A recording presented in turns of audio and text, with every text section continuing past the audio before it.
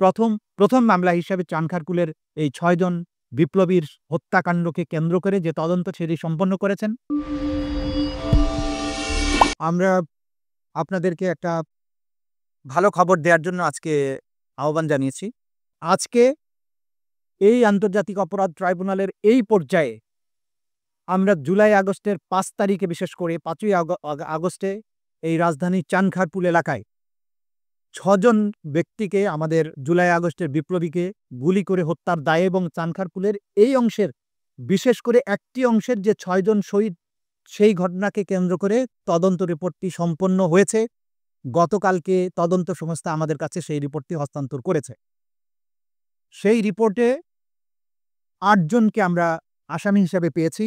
সেই ৮ জন হচ্ছেন ডিএমপির সাবেক কমিশনার হাবিবুর রহমান, ডিএমপির সাবেক যুগ্ম কমিশনার সুদীপ কুমার চক্রবর্তী, শাহ আলম মোহাম্মদ আক্তারুল ইসলাম সাবেক ADC Ramna zone DMP, Mohammad Imrul সাবেক AC Ramna zone DMP, Arshad Hossain সাবেক পুলিশ পরিদর্শক অপারেশন শাহবাগ থানা, কনস্টেবল সুজন, কনস্টেবল ইমাজ হোসেন এবং কনস্টেবল নাসিরুল ইসলাম। এই ৮ জনের বিরুদ্ধে তদন্তে তাদের বিরুদ্ধে সব প্রমাণ, কমান্ড রেসপন্সিবিলিটি দুটো মিলিয়ে, যারা সিনিয়র অফিসার তাদের নির্দেশ এবং যারা সরাসরি গুলি করে হত্যা করেছে তাদের ভিডিও সহ অন্যান্য প্রমাণাদিতে পাওয়া যাওয়ার কারণে এই ৮ জনের বিরুদ্ধে তদন্ত রিপোর্ট দাখিল করা হয়েছে। এই তদন্ত রিপোর্টে প্রধানমন্ত্রী হাসিনা, স্বরাষ্ট্রমন্ত্রী এবং পুলিশের আইজিপি এদের বিরুদ্ধেও অপরাধের সম্পৃক্ততার তথ্য এসেছে। কিন্তু যেহেতু তাদের বিরুদ্ধে আলাদাভাবে তদন্ত চলমান আছে এবং সম্মিলিতভাবে তাদের বিরুদ্ধে একটাই চার্জশিট দেয়া হবে, সেই কারণে এই চার্জশিটে তাদেরকে বিচারের জন্য উপস্থিত করানো হয়নি। তাদের জন্য আলাদাভাবে তদন্ত রিপোর্ট আসবে এবং তাদের বিরুদ্ধে সেইভাবে ফরমাল চার্জ দাখিল করা হবে। তবে এই মামলার মধ্যেও তাদের সম্পৃক্ততার তথ্য এবং প্রমাণাদি উঠে এসেছে। সময় লেগেছে ৬ মাস ১৩ দিন, অর্থাৎ ১৯৫ দিনের মধ্যে এই তদন্ত কাজ সম্পন্ন হয়েছে। তদন্ত কমপ্লেন্ট রেজিস্টার নাম্বার ১৩৯ ৭-১০-২০২৪ এটা শুরু হয়েছিল এবং ২০ তারিখ, অর্থাৎ গতকালকে ২০ এপ্রিল ২০২৫ তারিখে এই তদন্ত রিপোর্ট আমাদের কাছে হস্তান্তর করা হয়েছে। এই তদন্তের মূল প্রতিবেদন অংশের মোট পৃষ্ঠা সংখ্যা হচ্ছে ৯০। এরপরে দালিলিক প্রমাণ, অডিও এবং অন্যান্য প্রমাণাদি আলাদা ভলিউমে সংরক্ষিত আছে। মোট সাক্ষী ৭৯ জন সাক্ষীর জবানবন্দি গৃহীত হয়েছে। এখান থেকে আমরা যখন ফরমাল চার্জ, চিফ প্রসিকিউটর যখন ফরমাল চার্জ দাখিল করবেন, তখন এখান থেকে আমরা হয়তো এর সংখ্যা কমানো হতে পারে। আমরা দেখব যে সবচেয়ে বেস্ট যারা আছে তাদেরকে হয়তো উপস্থাপন করা হবে। ভিডিও চিত্র ধারণ করে যেটা আমরা প্রমাণাদি পেয়েছি এবং সেগুলোতে পরীক্ষা নিরীক্ষার পরে যেটা পেয়েছি, ১৯টি ভিডিও এখানে আমরা জব্দ করেছি এবং সেটা এখানে প্রমাণ হিসেবে দাখিল করা হয়েছে। পত্রপত্রিকার রিপোর্ট দাখিল করা হয়েছে মোট ১১টি। অডিও রেকর্ডিং দাখিল করা হয়েছে ২টি। তার মধ্যে প্রধানমন্ত্রী শেখ হাসিনার কল রেকর্ড আছে, যে কল রেকর্ডের মাধ্যমে তিনি পুলিশকে মারণাস্ত্র ব্যবহার করে এই আন্দোলনকারীদের হত্যার নির্দেশ দিয়েছিলেন, সেটিও এখানে আছে। এর বাইরে ডিএমপির কমিশনার হাবিবুর রহমান প্রধানমন্ত্রী মারণাস্ত্র ব্যবহার করে আন্দোলনকারীদের যে হত্যা করার নির্দেশ, সেইটার আলোকে তিনি ওয়্যারলেস মেসেজে সমস্ত পুলিশ বাহিনীকে নির্দেশ দিয়েছিলেন সিআর, অর্থাৎ চায়না রাইফেলের মাধ্যমে জুলাই বিপ্লবীদের হত্যা করার জন্য।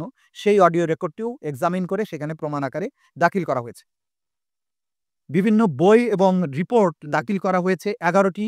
এর মধ্যে জাতিসংঘ যে বাংলাদেশে জুলাই-আগস্টে সংগঠিত মানবতা বিরোধী অপরাধের উপরে যে তদন্ত রিপোর্ট করেছিলেন, সেই রিপোর্টটিও আছে। হিউম্যান রাইটস ওয়াচ যেটা করেছিলেন সেটাও আছে। এর বাইরে বিভিন্ন সংস্থার রিপোর্টগুলো এখানে আছে। বিভিন্ন ডেথ সার্টিফিকেট, ৬ জনের ৬টা ডেথ সার্টিফিকেট এখানে দাখিল করা হয়েছে। আরও অন্যান্য বস্তু যে সমস্ত মামলার সাক্ষ্য প্রমাণের জন্য প্রয়োজন, সেগুলো তারা জব্দ করেছেন। মোটা দাগে আমাদের আজকে জাতির কাছে মেসেজ হচ্ছে, আমাদের আন্তর্জাতিক অপরাধ ট্রাইব্যুনালের পুনর্গঠিত পর্যায়ের তদন্ত সংস্থা প্রথম মামলা হিসাবে চানখারপুলের এই ৬ জন বিপ্লবীর হত্যাকাণ্ডকে কেন্দ্র করে যে তদন্ত সেটি সম্পন্ন করেছেন। তারা চার্জশিট, অর্থাৎ তদন্ত রিপোর্ট ২০ এপ্রিল দাখিল করেছেন। আজকে আপনাদের মাধ্যমে আমরা জাতিকে জানালাম। এটার পরবর্তী প্রক্রিয়া হচ্ছে এই চার্জশিটের ভিত্তিতে, প্রাপ্ত সাক্ষ্য প্রমাণের ভিত্তিতে, এটা চিফ প্রসিকিউটর বরাবরে তারা দাখিল করেছেন। এটার ভিত্তিতে এখন চিফ প্রসিকিউটরের অফিস ফরমাল চার্জ, অর্থাৎ আনুষ্ঠানিক অভিযোগ তৈরি করে আদালতে দাখিল করবে না। আমাদের পরবর্তী কয়েকদিন সময় লাগবে। সেই কয়েকদিনের মধ্যে ফরমাল চার্জ দাখিল করে আনুষ্ঠানিকভাবে এইটা তখন আমরা কোর্টে দাখিল করব। ফরমাল চার্জ কোর্টে দাখিলের পরেই আনুষ্ঠানিকভাবে বিচারের যে যাত্রা সেটা শুরু হয়ে যাবে। তাদের বিরুদ্ধে যে সমস্ত ধারায় অপরাধের প্রমাণ পাওয়া গেছে সেগুলো হচ্ছে ইন্টারন্যাশনাল ক্রাইমস ট্রাইব্যুনাল অ্যাক্ট ১৯৭৩-এর ৩-২, ৩-২ এ, এফ, জি, এইচ এবং ৪-১, ৪-২ এবং ৪-৩ ধারায় মানবতাবিরোধী অপরাধ সংগঠন করার অভিযোগ প্রমাণিত হয়েছে তদন্তে, সে কারণে তারা চার্জশিট দাখিল করেছেন। এই ঘটনায় শহীদ হয়েছেন তারা হচ্ছেন শহীদ শাহরিয়ার আনাস খান, শেখ মাহাদি হাসান জুনায়েদ, শহীদ মোহাম্মদ ইয়াকুব, শহীদ মোহাম্মদ রাকিব হাওলাদার, শহীদ মোহাম্মদ ইসমামুল হক এবং শহীদ মানিক মিয়া।